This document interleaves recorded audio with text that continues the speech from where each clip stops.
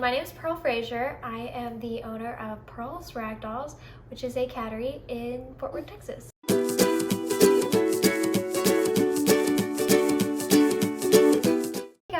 Welcome back to Pearl's Ragdolls. I realized I've done quite a few videos talking about my cats and then getting to show you guys Blossom, but I haven't really talked about myself, so that's what this video is going to be. It's just going to be all about me so you guys can get to know me a little bit better. So to start off with, I'll talk a little bit about my family. I'm actually one of 6 kids. Then I also have 2 step siblings on one side, and then I also have 2 on the other side. So came from a very big family. One of the great things about growing up with a big family is there was always someone to hang out with, but then there was a lot more situations where we had to share bedrooms or clothing at certain times. But overall, I loved getting to grow up with like a big family. Some random things I like to do is if I'm doing something outdoors, I usually like to either go hiking or I like to play tennis. I used to play tennis in high school, only for about 2.5 years. I didn't get to play all throughout my childhood, but I do really enjoy tennis still. Then also occasionally I may play Xbox for a while, or I also do a lot of jigsaw puzzles, like board games if I'm hanging out with people. And then occasionally sometimes I also get into a phase where I'll read a bunch of books, but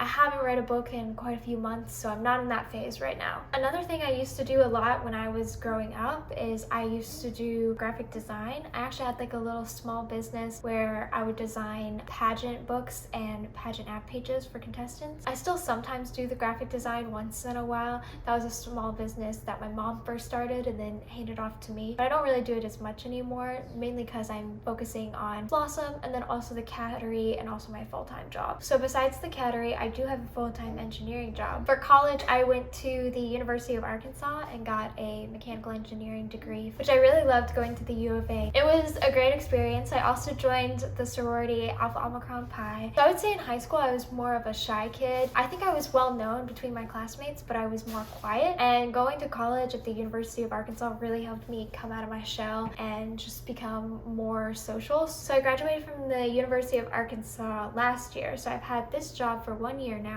Next, I want to talk more about the cattery and the cats I had when I was growing up. When I was younger, we had some cats show up on our back porch one day and we took them in. Those were the cats that I lived with for a decent amount of my childhood. One cat that lived with us for a very long time, her name was Gigabyte. She was just a super sweet and cuddly cat. But I'd say the big difference between the cats I had when I was a child and the cats I have now is they were family pets, whereas all the cats that I have had since Alba are all my pets, and it's just kind of a different experience when you're the only one that is caring for them and in charge of their health and making sure they get everything they need. It makes you feel more responsible for them rather than a family pet where it's anyone's responsibility. So the first cat I got was Alba, and that was in 2019. I was still in college at that point, and I just really wanted like a pet cat that I could keep with me at my college apartment. So that's when I got Alba. And then the second cat I got was Drogon, which he sadly passed about a year ago now. But Drogon was a ragdoll solid, so he wasn't a traditional ragdoll that follows the standard,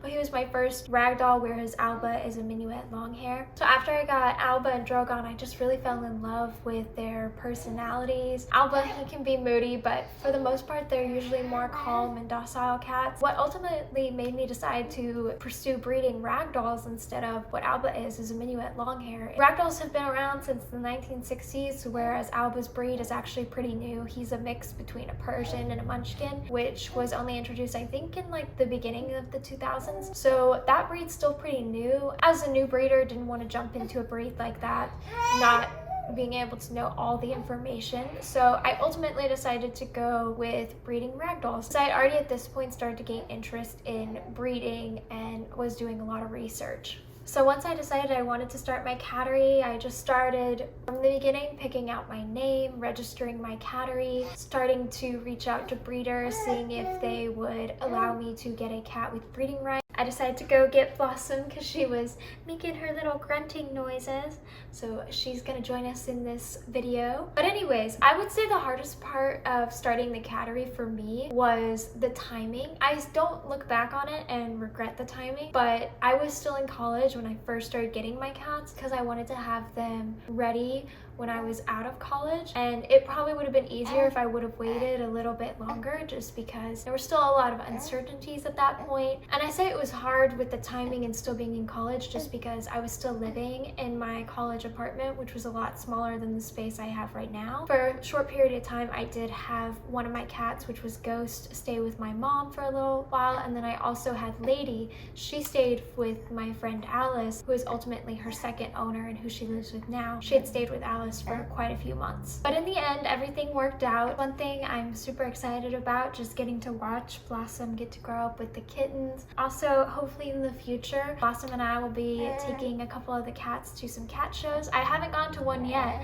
but I'm excited to hopefully get to have some of the cats compete. Final note I want to talk about, in case people are interested in starting a cattery someday, because I think it's best to know what you're getting into, is my tips are to do a lot of research into your breed specifically, and also the breeders that are already breeding that specific cat breed. You also want to do a lot of research into how to start a cattery. You can find a lot of information on the International Cat Association website and also the Cat Fanciers Association website. They have great tips actually on how to start a cattery. There's also some great resources from breeders specifically that they'll talk about how much space you'll probably need for your cattery, what the cost will be, because I'll admit the cost was definitely higher than I expected, but it's all worth it in the end because I get to share this hobby of mine with Blossom, and I also get to share it with you guys. I want to end this video by thanking everyone that has followed me along this journey. I'm glad you like to see my content and get to see my crazy cats that I have.